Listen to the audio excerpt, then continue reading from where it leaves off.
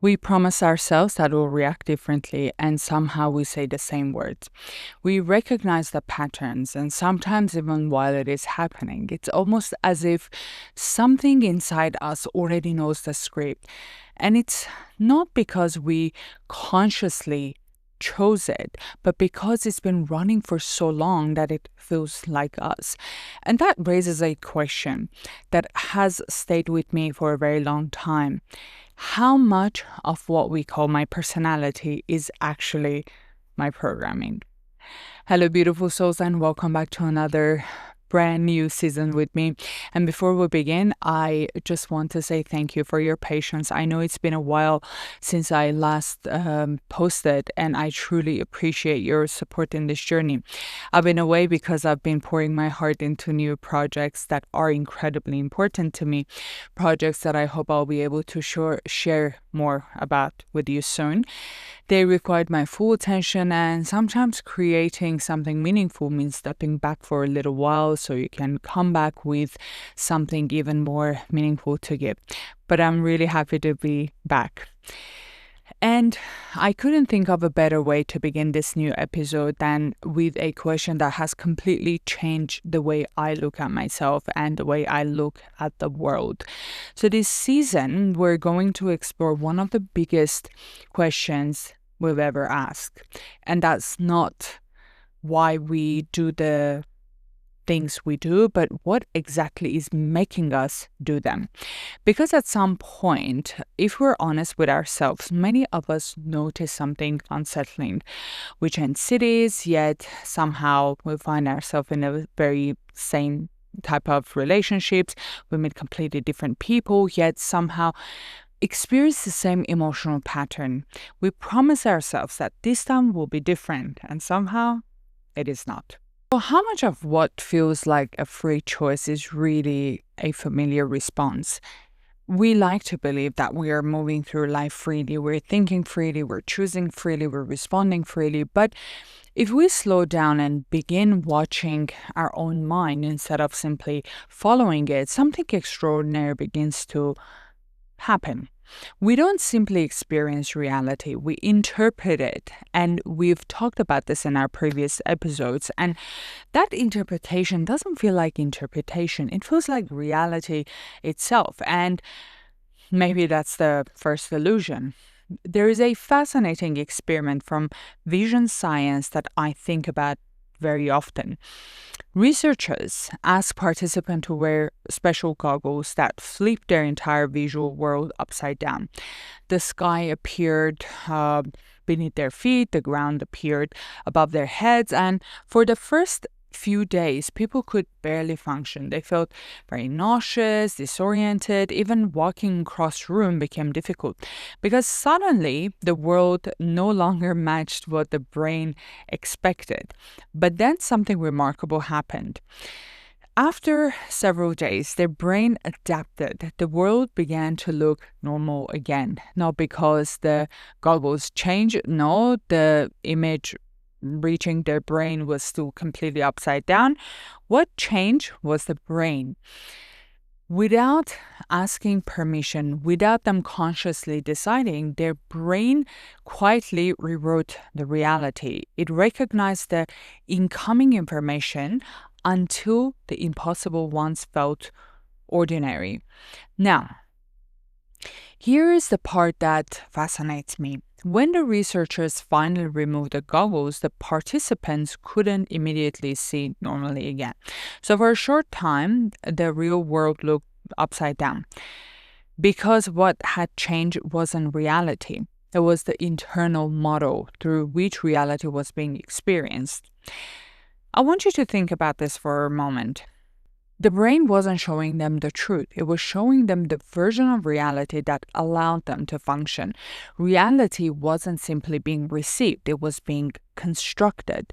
And perhaps that's far more common than we realize because every moment of every day, our brain is doing something very similar, not with our eyesight alone, but with our memories, with our relationship, with our fears, with our expectations, with our beliefs about ourselves.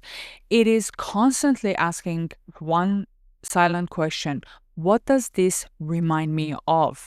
And before we're even aware of it, it begins filling in the rest. And maybe this doesn't just happen with perception, maybe it happens with emotional lives too. There's this beautiful concept in mathematics called fractals.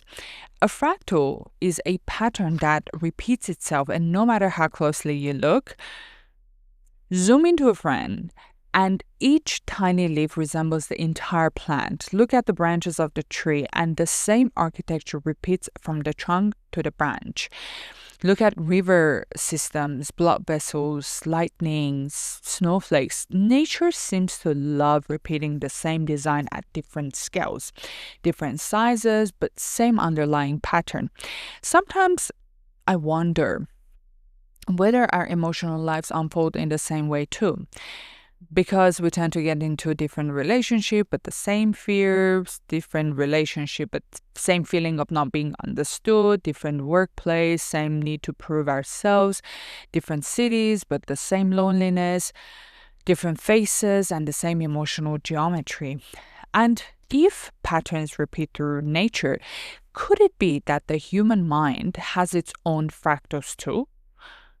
This is a very important question, not because life keeps repeating itself, but because the pattern through which we experience life keeps recreating itself.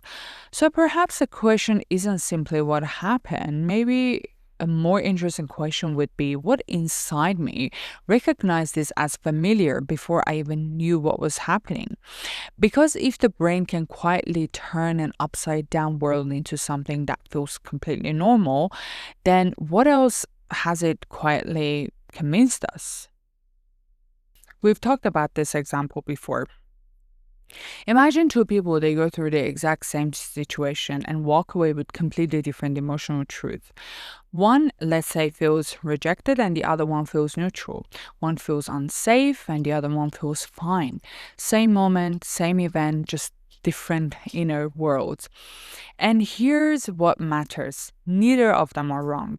Because what we experience isn't just what's happening externally, it's what the brain constructs from what is happening. The brain doesn't receive reality, it predicts it. It is basically asking, what is this moment similar to? Then it fills in the gap, not with truth, but with familiarity. So sometimes we aren't reacting to the present moment at all. We are reacting to something the present moment resembles. There is a very well-known piece of research. It's the Invisible Gorilla study. People watch two teams passing basketballs and are asked to count the passes from one team. While they're counting, a person in a gorilla costume walks directly through the middle of the scene.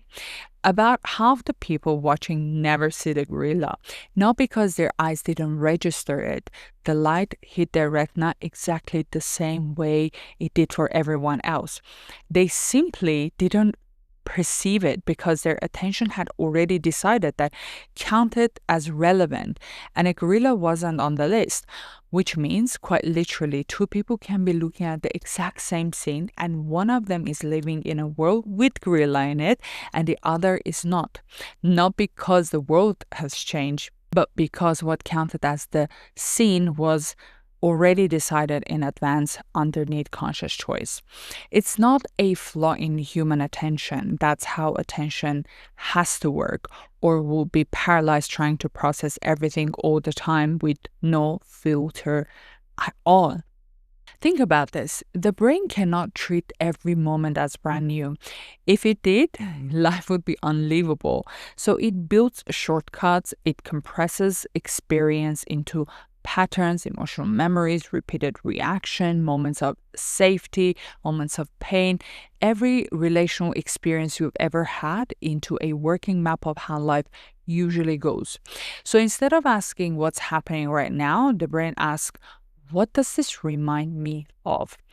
And a response forms before awareness even gets a vote. And here's the part that is hard to see from inside it. When a reaction repeats for long enough, it stops feeling like reaction. It starts feeling like identity. You say, this is just how I am. This is just how I react. This is just who I am in relationships. But what if that sense of me is actually just what a pattern feels like once it's repeated long enough to stop looking like a pattern at all? I want you to sit with that for a second, because if your reactions are predictable, how much of them is actually choice? There's an old finding from ethology, the study of animal behavior, that I think applies to us more than we would like to admit. Baby geese and ducklings imprint on the first moving thing they see after hatching and follow it as if it was their mother.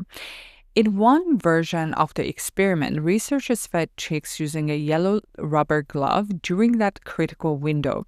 The chicks imprinted on the gloves completely, followed it, preferred it, and later, as an adult, tried to mate with it. Not a duck, a glove. The chick never experienced this as a mistake. It experienced it as simply knowing what its mother looked like. That window is very brief, open for hours, then it's still shut for life. Obviously, we're not chicks, and the windows are different. They're slower, more layered, but the underlying mechanism, whatever showed up first, becomes the template. And afterwards, it doesn't feel like template. It feels like truth. It's just easier to see in them because the timeline is hours instead of decades, and the result is a rubber glove instead of a relationship. We didn't design this on purpose. It was built by childhood, but what got rewarded and what got punished, but what love looked like and what it absent taught us. We learned early and wordlessly that this is how we stay safe. This is how I get love. This is how I avoid getting hurt again. And the brain didn't file that away in a memory to revisit it, filed it as a default. So now as adults, we're not reacting for the first time. We're reacting through something we've already rehearsed hundreds of times. Life starts to feel repetitive, not because life is repeating, but because the things inside us is responding to it has not changed. So my lovelies, I want to thank you for stepping into this new season with me. I don't want to tell you what to do with this information. Don't rush to fix anything yet. Just notice. Have you ever caught yourself reacting in a way that felt completely automatic, even while some part of you fully understood what was happening? Sit with that. I would love to know what your thoughts are on this. If this found you at the right moment, please share your thoughts with me. And remember that the program doesn't wait for your permission to run. It only enters your awareness when you turn your attention towards it. So I want you to always stay bold, stay fierce, and always go beyond the mind.